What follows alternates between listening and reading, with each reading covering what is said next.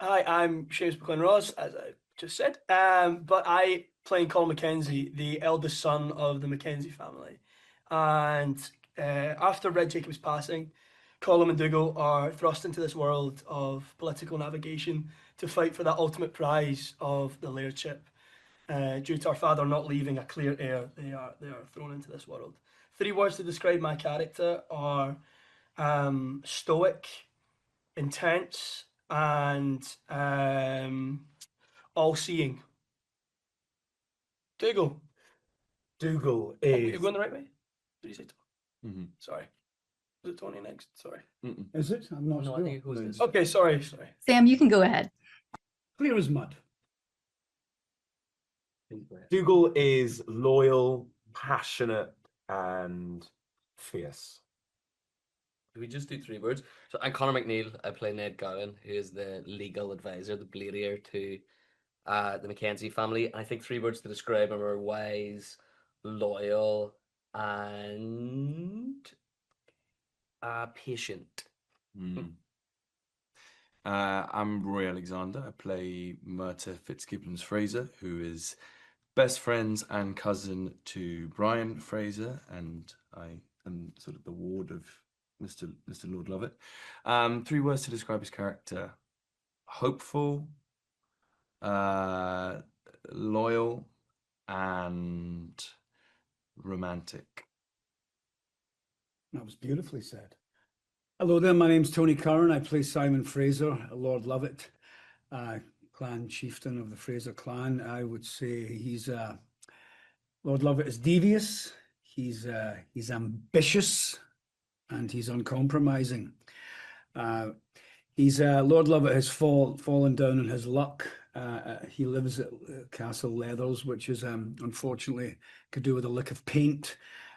His clothes are somewhat ragged. He sold all his jewelry, and he wants to get back to the top of the echelons of his society and of the clan system. So keep an eye out for this guy. The old fox is coming to get you. It's Tony Tolato. Actually, it's called now Exploring Humanity through Sci-Fi is the new title.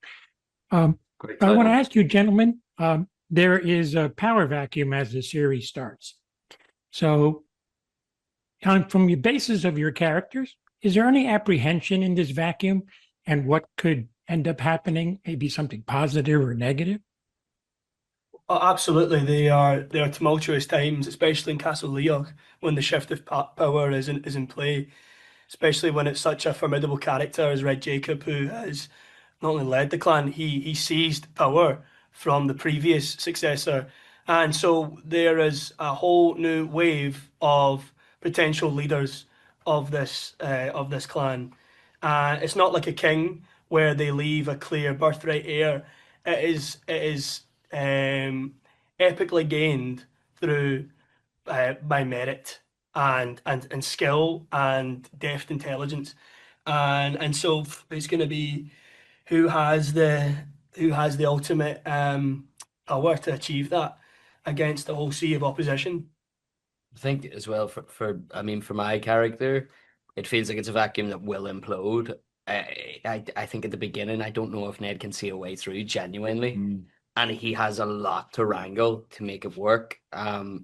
It's a really good question. That actually, it's a great question. Yeah. It's, if you look historically at any time that Scotland, England, Wales, or Ireland were left without leadership, this amazing, as you say, vacuum opens up, and they are the most volatile times in history where we have these huge turning points for countries, and that's just an absolute privilege to be able to sit inside the inner mechanisms, the socio mechanisms of those events, and really play with the ideologies that are going through people's heads. It's interesting you say that, big man. There's a volatility, but there's also a vulnerability to the Mackenzies, and the scene that I have with Brian and Murta, and I'm wanting them to go along to this clan gathering over your way, young man, and I'm like, and he's like, oh, am I going to spy? I'm like, not spy, just listen to what he can learn of value, because Fraser Lovett certainly wants to keep his fingers in these pies as well, because as much as Seamus said, there's no birthright of a king to become the head clan chieftain.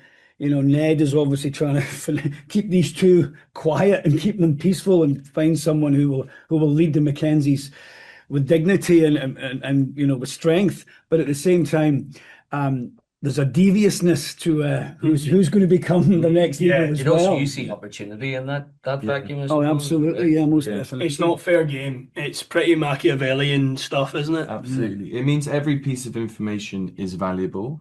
No one can be like tunnel visioned and have their set plan. So people's plans have to keep changing because the power structures are so unstable, which is where you get so much conflict. Mhm. The Scots can never agree on one thing. You certainly That's can. our problem. Well, thank you guys. You're all killing it. It's been a pleasure. Great name, watching Tony, you by all. the way. Thank Great you. name. Love it, Great me, name, man. great name. I've talked about it like a tapestry.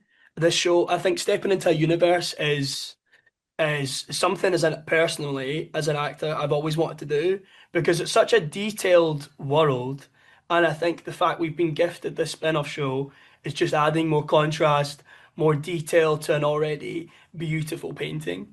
I just hope fans are more entrenched in the story and see how complex these favorite characters' lives truly are, and the years of their lives that you've not already seen. I think it's just adding more depth and more drama to a brilliant, brilliant story. Yeah, you're getting a new perspective on characters you know and love so well, but you're getting the journey of how they got to be the characters that you know and love so well. So you're seeing an entirely new version of them in our show, I think, which is exciting. I hope it changes people's minds about certain characters, you know, to be able to give people so much more context, as Seamus said, could really inspire a shift in how those characters come across and the reason behind a lot of their decisions, which objectively might not align with what fans want to happen, but this at least allows a little window into the soul of where they're coming from. Yeah.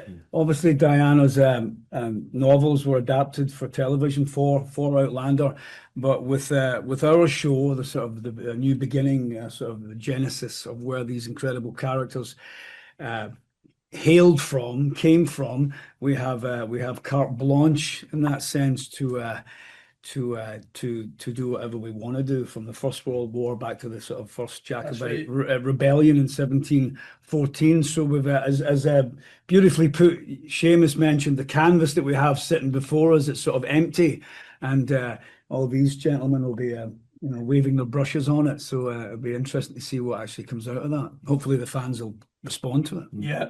And to follow on from what Seamus said about the tapestry, you're never quite sure what fans are going to take away or which storyline or character it is that they're going to relate to.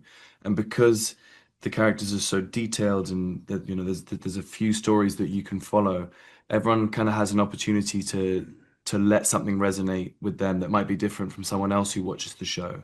So I'm hoping that with the themes and some of the setups that we have, then people will be able to like personally engage in quite different ways to how we're expecting, which would be exciting too.